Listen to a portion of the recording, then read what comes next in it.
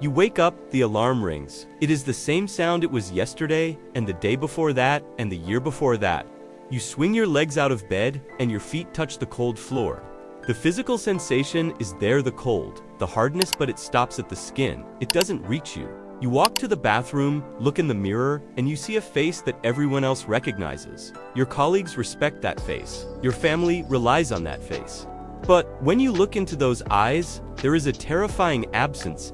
It's as if the inhabitant of the body has left the building, leaving the lights on and the machinery running, but the rooms are empty. You go through the motions. You drink the coffee, but it tastes like hot brown water. There is no richness, no kick. You drive to work, or you sit at your desk, and you perform the tasks that used to give you a sense of accomplishment. Maybe you close a deal. Maybe you finish a project. People congratulate you. They slap you on the back. They say, "Great job," and you smile. You have perfected the muscle memory of the smile, but inside, there is a flatlian, a deafening silence. You are waiting for the rush, the dopamine spike, the satisfaction that used to come from winning, but it doesn't come. It's like pulling a trigger on a gun that has no bullets. Click, click, click. Nothing happens. This isn't sadness. Sadness would be a relief, because sadness is a feeling. Sadness has texture. It has weight. This is worse. This is the complete and utter absence of resonance. You try to fix it with the usual tools. You might pour a stronger drink in the evening. You might scroll through social media looking for something that shocks you or makes you laugh. You might even seek out intensity conflict, speed, risk just, to see if your nervous system still works. You might buy something expensive, hoping the novelty will jumpstart your heart. And for a second, maybe there's a flicker, a tiny spark. But it dies before it can become a flame, leaving you in a darker room than before. You look at the things that are supposed to make life worth living, your achievements, your possessions, maybe even your relationships, and you feel a horrifying neutrality. It's not that you hate them, it's that they feel like stage props. They are made of cardboard, they have no mass. And then the question comes. It comes late at night when the distractions are gone, or perhaps in the middle of a crowded room when the noise fades out. The question that terrified you enough to click on this video, is this it? Is this all there is? Have I broken my capacity to feel joy? You start to panic. You think you are depressed. You think you are burnt out. You think you need a vacation or a new car or a new partner. You think there's a chemical imbalance in your brain that needs to be engineered back into submission. You look at other people laughing, eating, chasing, and they look like a different species. They are engaged. They are in the world. You are watching the world through a thick sheet of glass. You are shouting, but no sound comes out. You are touching, but you cannot feel. You have become a ghost in your own life, haunting the machinery of your daily existence, waiting for a spark that never comes. But what if I told you that this numbness is not a mistake? What if I told you that this loss of pleasure is not a malfunction of your biology, but a graduation of your soul? What if this terrifying silence is not the end of your life, but the very first moment you have ever actually been alive? What if the nothing you feel is the only thing that is real? If you are resonating with this, if you feel like I am reading the script of your internal monologue, consider subscribing to the channel. We do not deal in surface-level motivations here. We explore the depths that others are too afraid to map. Join us. Let's dismantle the illusion you have been living in. For 40, maybe 50 years, you have operated under a specific paradigm. We can call it the pleasure principle, or in the language of the modern world, the dopaminergic cycle. You were trained, from the moment you could walk, that the purpose of life is to accumulate positive stimuli and avoid negative stimuli. You were taught that happiness is a commodity to be acquired. If you get the grade, you feel good. If you get the girl, you feel good. If you get the money, you feel good. You constructed your entire identity, your entire reality, around this feedback loop. Input, achievement, output, pleasure. Input, comfort, output, satisfaction. This mechanism served a purpose. It helped you survive, it helped you build a career, a family, a reputation. It was the engine that drove you up the mountain. But there is a hidden cost to this engine. It treats you and the world around you as resources to be consumed. You became a miner of your own existence, digging for nuggets of dopamine. And, like any mine, eventually the vein runs dry. You have extracted everything superficial that your life has to offer. You have eaten the fruit, and now you are chewing on the rind. The German philosopher Martin Heidegger had a term for how most of us live: falling. We fall into the world. We become absorbed in the Day das Man. We do what one does. One seeks a career, one seeks a family, one seeks entertainment. We lose ourselves in the busyness of the world to avoid facing ourselves. We treat objects and people, and even our own feelings, as a standing reserve destined things lying around waiting to be used by us. We use coffee to wake up. We use work to feel important. We use entertainment to relax. We use pleasure to escape. But here is the catch. When you treat the world as a resource to be consumed for your pleasure, you eventually consume it all. You strip the world of its mystery. You strip it of its being. You reduce everything to a function. And when everything is just a function, nothing is sacred, nothing is heavy, nothing matters. The numbness you feel is the result of a life spent consuming existence rather than inhabiting it. You have turned your life into a transaction, and now the market has crashed. Heidegger suggested that we spend our lives fleeing from the anxiety of being. We fill the silence with noise. We fill the stillness with movement. We fill the void with pleasure. But the pleasure was never the point. The pleasure was the anesthetic.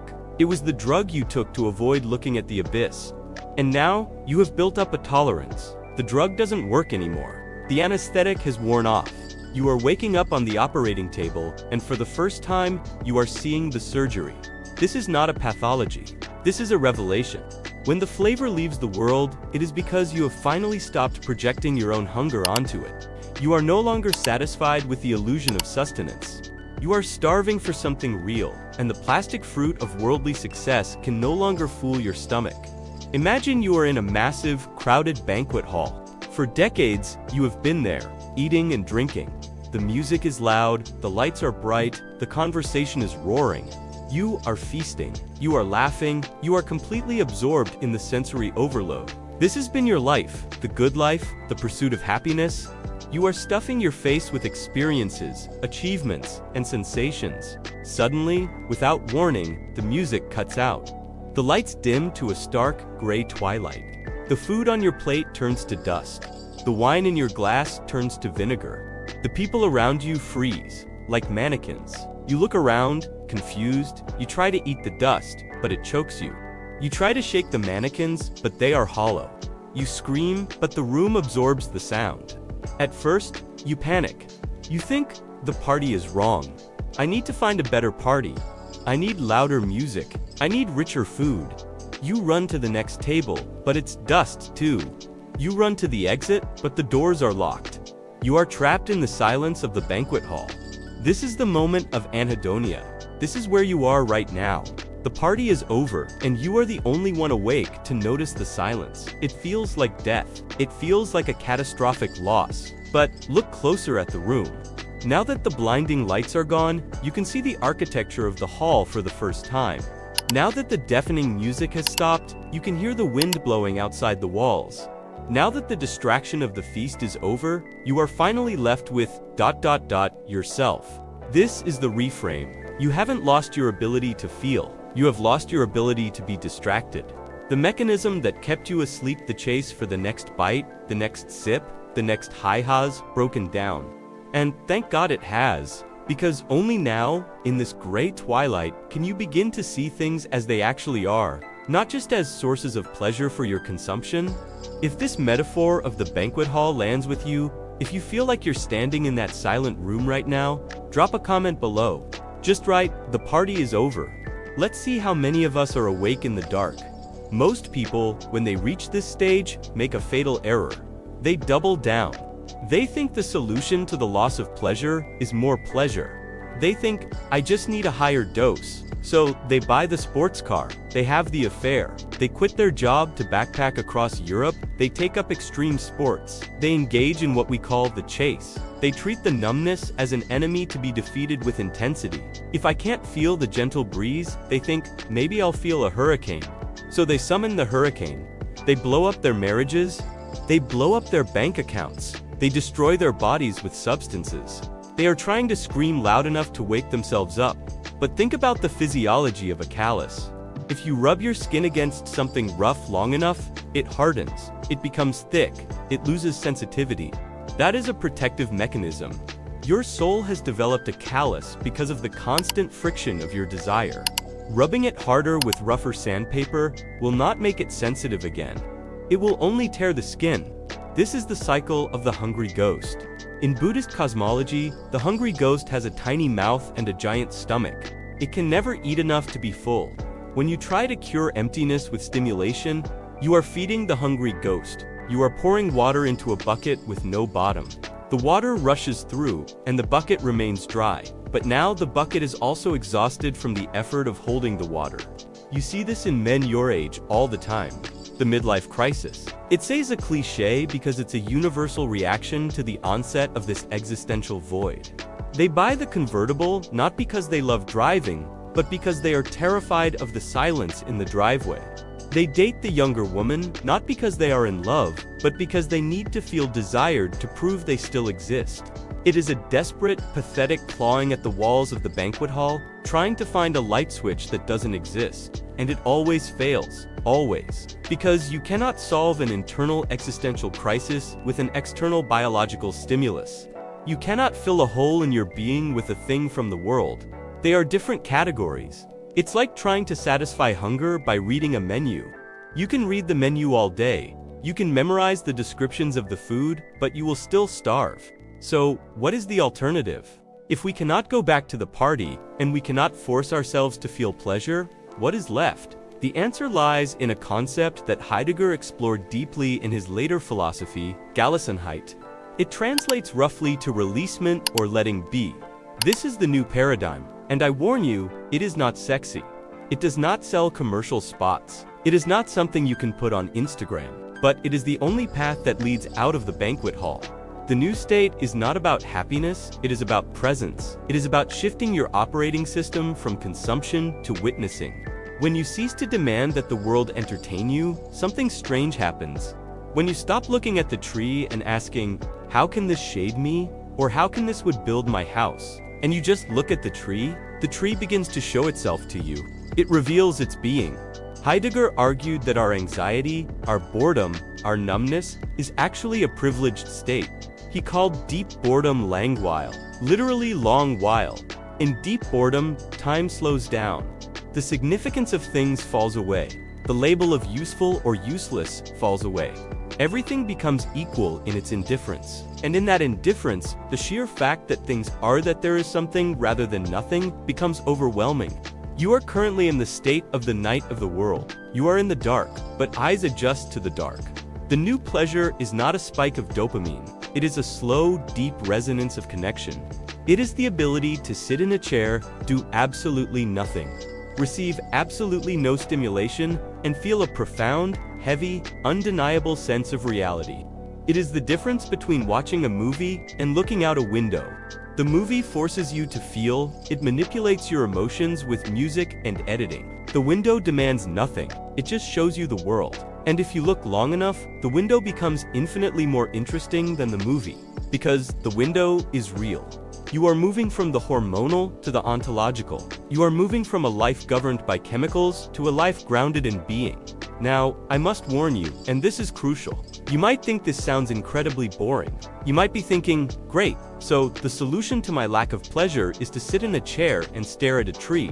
That sounds like giving up. That sounds like death. I validate that fear.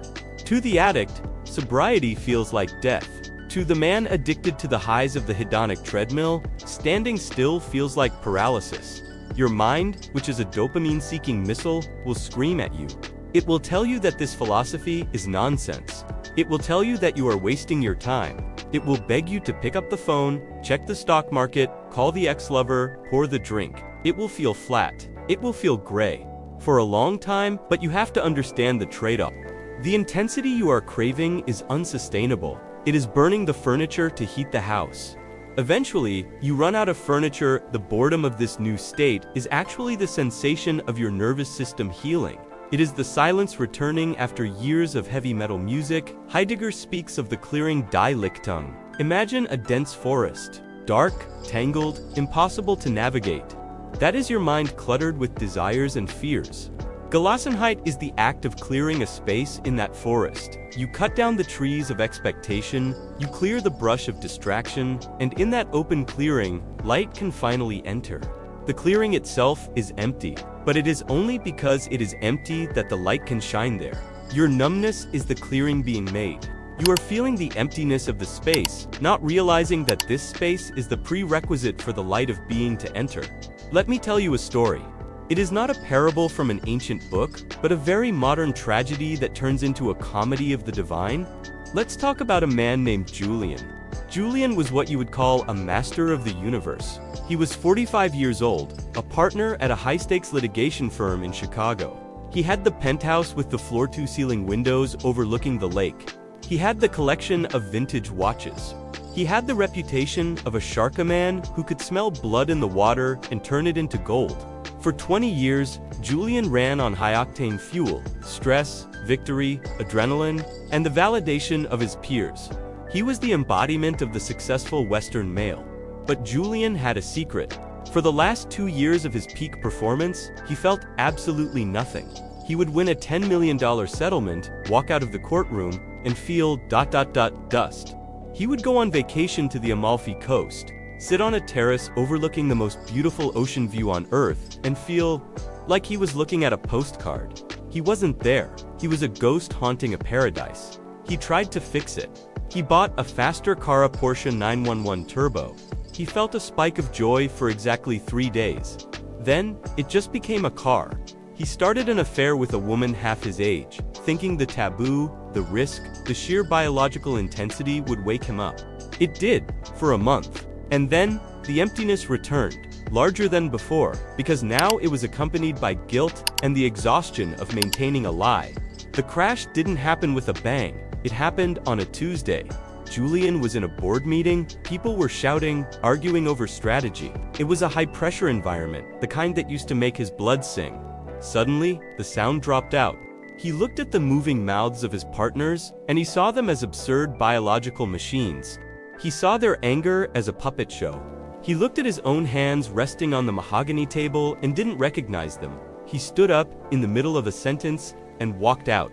He didn't go back to his office. He took the elevator down, walked out of the building, and sat on a bench in a small, concrete park. He sat there for 6 hours. He watched a plastic bag stuck in a tree, flapping in the wind. And in that moment, staring at that garbage, Julian realized the terrifying truth. The bag had more freedom than he did. The bag was just being, he was performing. He didn't return to work for 6 months, he didn't travel, he didn't seek wellness, he stayed in his apartment, he stripped away the distractions, he stopped drinking, he stopped watching TV, he sat in the silence that he had spent his entire life running from. It was agonizing. He described it later as being burned alive by ice. The boredom was physically painful. His ego screamed, "Do something, achieve something, you are disappearing." But he stayed on the bench, he stayed in the clearing. And then, one morning, while he was making coffee, just cheap, black coffee, the smell hit him. It wasn't just a smell, it was a universe. The dark, roasted aroma filled his senses, and for the first time in 20 years, he didn't just drink the coffee to wake up, he experienced the coffee. He looked at the steam rising in the sunlight, and he wept. He wasn't crying because he was sad, he was crying because he was finally, actually, fully present. He had re-entered the world. Julian didn't go back to the firm, he became a carpenter, a cliché, maybe, but he needed to touch wood. He needed to work with things that were real, not concepts that were abstract. He makes a fraction of his old salary. He drives an old truck, but when you look in his eyes now, the lights are on.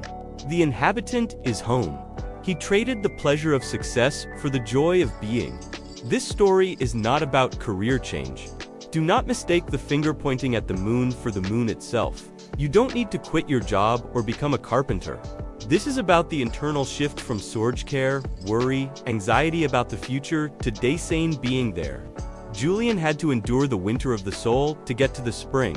He had to let the leaves of his old identity rot on the ground to feed the roots of his new life. If Julian's story makes you feel a twinge of envy, not for his money, but for his freedom, then you know what you have to do. You have to stop running from the bench. You have to sit and watch the plastic bag until the bag becomes beautiful. If this narrative is piercing through your armor, if you recognize yourself in Julian's emptiness, this is your sign. We are building a community of people who are tired of the performance. Subscribe to the channel, let's stop pretending together.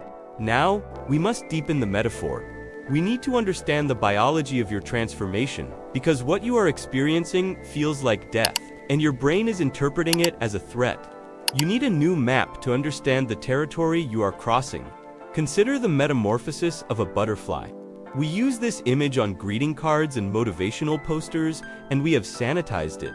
We think the caterpillar just goes to sleep in a sleeping bag and wakes up with wings. That is a lie. That is the Disney version. The reality of the chrysalis is violent. When a caterpillar enters the cocoon, it does not just grow wings on its back, it dissolves. It releases enzymes that digest its own body. It turns into a formless genetic soup. If you were to cut open a cocoon halfway through the process, you wouldn't see a half caterpillar, half butterfly, you would see goo. You would see a biological catastrophe. The caterpillar literally dies. Its structure, its legs, its mouth, its way of interacting with the world, all of it is liquidated. The only things that remain are what biologists call imaginal discs, clusters of cells that hold the blueprint for the butterfly. Everything else is recycled. You, my friend, are in the soup. You are in the liquefaction stage. The pleasure you used to feel, that was the caterpillar's food. The ambition you used to have, those were the caterpillar's legs. The identity you built, that was the caterpillar's skin. It is all dissolving, and it hurts. It feels like you are losing your mind. It feels like you are losing yourself. You are losing the self that was constructed by society, by trauma, by the need for validation. You are losing the false self. The nothingness you feel is the absence of the old structures. You are floating in the void of your own dissolution. But here is the critical reframe. You are not dying. You are becoming imaginal.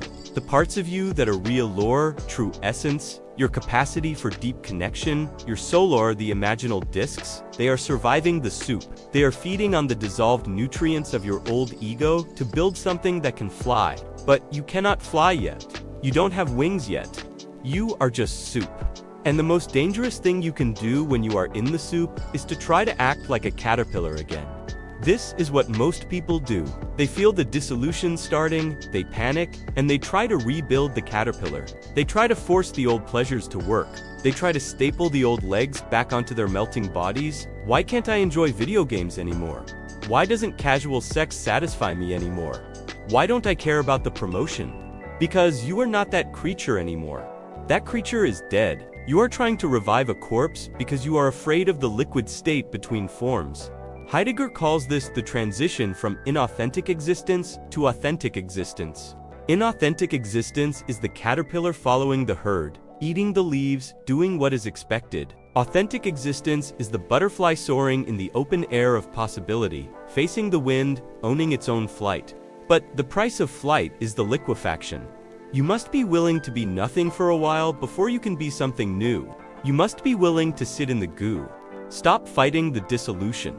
Stop trying to harden yourself back into the old shape. The old shape was too small for you. That's why it cracked. That's why you are here. The numbness is not a sickness. It is the enzyme of your evolution. But what do I do, you ask? I am in the soup. I am numb. I am bored. I am terrified. Give me a checklist. This is the paradox. The mind wants a checklist because the mind wants control, and control is exactly what is dissolving. However, there are ways to navigate the dissolution without going insane. There are ways to align yourself with the process rather than fighting it. We enter the realm of via negativa, the negative path. We do not add, we subtract. We do not do, we undo. Instruction number 1, the fast of being. You must stop force-feeding yourself stimuli. If you cannot feel pleasure, stop chasing it. If the food has no taste, stop eating for a while. I don't mean physically starving yourself, though simpler diets help. I mean experientially starving yourself. When you feel the void, the knee-jerk reaction is to reach for the phone, to check the news, to turn on the podcast, to text a friend, to masturbate, to eat sugar, anything to spike the meter. Stop. Put the phone in another room. Turn off the router. Sit on the couch. Stare at the wall. This is boring. Your mind will scream. This is unbearable. Good, you must reply. Let it be unbearable. Watch the boredom. Observe it. Where do you feel it in your body? Is it a tightness in the chest? A restlessness in the legs? A fog in the head? Don't judge it, just watch it. I am feeling bored. I am feeling empty. Heidegger suggested that we must tarry with the negative. We must hang out with it. When you stop running from the boredom, a strange thing happens. It changes texture. It goes from being an agitation to being a calmness. The water in the glass settles. The mud sinks to the bottom. If you can sit with your own nothingness for 1 hour a day, without distraction, you will learn more about yourself than in 10 years of therapy. You will realize that the nothingness is not empty. It is pregnant. It is vibrating with energy. But you couldn't feel the vibration before because you were too busy shaking the table. This is the hardest thing you will ever do. It is harder than lifting weights. It is harder than making $1 million. Sitting in a room alone with your own shadow requires the courage of a warrior. If you are ready to stop running and start sitting, if you are brave enough to face the wall, hit the like button. It's a small signal to the algorithm, but a massive signal to yourself. Instruction number 2, engage with the ready-to-hand zoom. Heidegger distinguished between things that are present at hand, abstract objects we look at, and things that are ready-to-hand tools we use seamlessly. When a carpenter uses a hammer, he doesn't think about the hammer. The hammer becomes an extension of his hand. He is one with the action. When you are in the void, abstract thinking is your enemy. Why am I like this? What is the meaning of life? These questions are loops. They lead nowhere. Get out of your head and into your hands. Do something physical and repetitive that requires focus, but not high intellect. Wash the dishes by hand. And I mean, really wash them. Feel the temperature of the water. Feel the slickness of the soap. Feel the texture of the ceramic. Clean your car, detail it, scrub the rims, garden, put your hands in the dirt. Fix something that is broken in your house. This brings you back to the worldhood of the world. It grounds you. You cannot think your way out of the void, but you can work your way through it. Not work for money, but work for the sake of interaction with reality. When you engage with the physical world without the demand for a dopamine reward, you begin to resensitize your system. You start to find a quiet satisfaction in the simple act of competence. The dish was dirty. Now it is clean. There is a truth in that. A simple, undeniable truth. And in a life that feels like a lie, a clean dish can be a holy object. Instruction number 3, seek the uncanny, das Unheimliche. We spend our lives trying to make the world homely, comfortable, familiar, safe. But the numbness comes because the familiar has become a prison. Go somewhere that makes you feel small, not a theme park. Go to nature, but not the manicured park. Go to the ocean when it is storming. Go to a dense forest. Go to the desert. Heidegger believed that in moments of anxiety and awe, the homeliness of the world breaks down, and we feel uncanny, literally unhomelike. This sounds bad, but it is essential. It reminds you that you are a tiny, fragile being in a vast, mysterious cosmos. When you stand before a raging ocean, you don't feel pleasure in the traditional sense. You feel awe. Awe is a mixture of fear and reverence. It is a much deeper channel than happiness.